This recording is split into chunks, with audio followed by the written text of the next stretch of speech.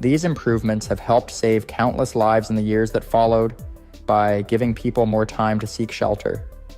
Emergency management agencies also revisited their preparedness plans, focusing on community education and resilience. Many regions invested in stronger building codes and expanded storm shelter programs aiming to reduce vulnerability to future tornadoes. The outbreak underscored the critical importance of early warnings and communication infrastructure, especially in rural areas where access to real-time alerts can be limited. While the outbreak set grim records such as the highest number of tornadoes in a single day and the costliest damage in U.S. history,